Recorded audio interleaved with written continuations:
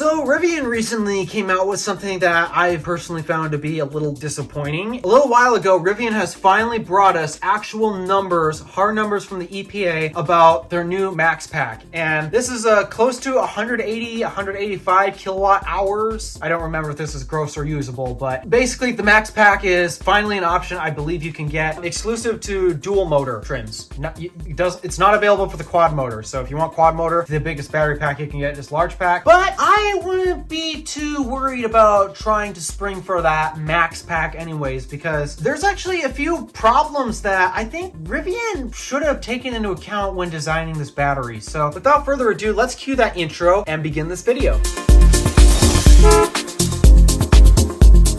Okay, so a little more information about this battery pack. It is 185 kilowatt hours, somewhere in there. I don't remember if it's a gross or usable number. You know what I'll do. I'll put text above my head to describe it. Actually, no, not this time. And that's because I discovered there's a bit of a scandal on this going on that The Verge and Inside EVs has been covering about this. So according to Rivian, it's supposed to be 180 kilowatt hours, and that's gross capacity. However, The Verge and Inside EVs, from what I find, it appears that they're saying that they're measuring the gross battery capacity somewhere to be around 150-ish kilowatt hours. Yeah, that's a bit weird. There's your number. It's a gross capacity, but I guess now we don't know the exact number or the actual size of the battery pack, because now we got two different numbers floating around the internet. So yay, great to complicate that information. All right, back to the video. But this battery pack that they came out with is EPA rated for 410 miles, which I guess Rivian can officially claim to be the first pickup truck out there with a 400-mile range, because this is something you can buy. I don't believe the Silverado EV is available to us yet, and the Hummer EV is so stupidly inefficient that no, its 200 kilowatt hour battery pack is not going to achieve that range, unfortunately. Good on Rivian for breaking that mark, I guess. But unfortunately, I wouldn't exactly spring for that battery pack. And here's why. Their current battery pack lineup, unfortunately, this one is still not available yet, but their standard range, their standard pack is a lithium iron phosphate battery pack that gets you about 270 mile range. At least that's what they're targeting at the moment. That's the standard pack. And then the battery pack they're currently shipping today in Rivian's is their large pack, which is actually a $6,000 upcharge compared to the standard pack. This is a 135 kilowatt hour gross battery pack, I believe, and this will get you about 350 miles, somewhere in there, depending on what wheel size you get, which is not bad considering that this is a truck. It's not exactly an efficient vehicle. So 135 kilowatt hours for a little above 300 miles, that's not terrible. And then where the max pack sits up in their lineup is, oh gosh, I was not expecting this big of an upcharge. Another $10,000 on top of the $6,000 upcharge for the large pack. Yes, the max pack compared to the standard pack is $16,000 more expensive. And what are you getting out of this compared to the large pack? Because this is a $10,000 increase. You're getting about 50 miles of range increase for $10,000. That's a little steep in my opinion. And yeah, Tesla currently charges about a $10,000 upgrade for another 50 miles per se with their Model 3 and such. However, the price of the car is actually a lot cheaper compared to the Rivian. The Rivian's already expensive enough, but now you're adding an extra $10,000 for another 50 miles of range, and I don't know. It's just because today a lot of EV enthusiasts now understand that it's not the range that matters, it's the charging. It just seems kind of hard to justify another 50 miles on top of 350, because 350 is already a lot. By the time you travel 350 miles, your bladder's ready to burst. You gotta stop anyways. I know towing's a different story, but I don't believe most people actually tow with these vehicles. So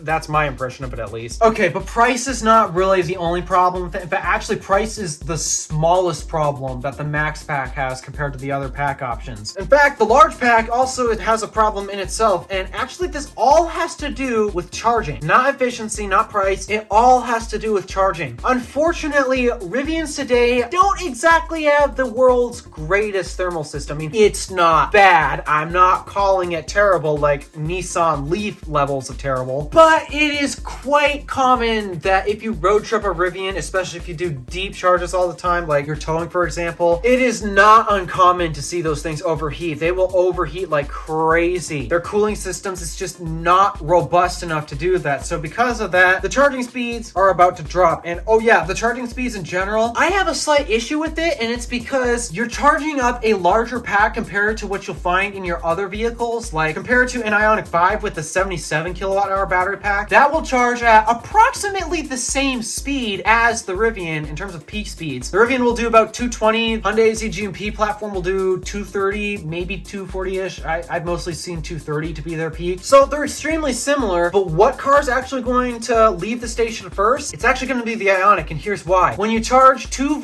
different vehicles with different battery capacities, but you charge them at the exact same speed, that means it's going to take longer to charge the Rivian. And the Rivian doesn't exactly have a class-leading curve. It's maxing out its CCS connector at 500 amps. It cannot pull any more peak power than what it's pulling. Otherwise, you are pulling more than what CCS can handle, and you are at risk of melting the port. And Rivians also have this thermal issue, which slows their charging speeds down. So because of that, it actually takes a lot longer to charge a Rivian compared to an Ioniq 5, ignoring the fact that the Ioniq 5's charging curve in general is just monstrous compared to the Rivians. But even if those vehicles had the exact same charging curve, it's still going to take longer. And due to the fact that the Rivian has these problems to begin with, it's just not helping its case. You get my point. It's taking longer, and actually the bills are going to get more expensive because you have to put more energy into the pack to go roughly the same distance as a Tesla Model 3 long range, for example. Tesla Model 3 long range peaks at 250 for charging kilowatt speeds and will go at a range of like 330 miles, so right around the same range as a Rivian R1T or R1S, except that Model 3 is going to charge up faster, ignoring the charging networks that they're attached to.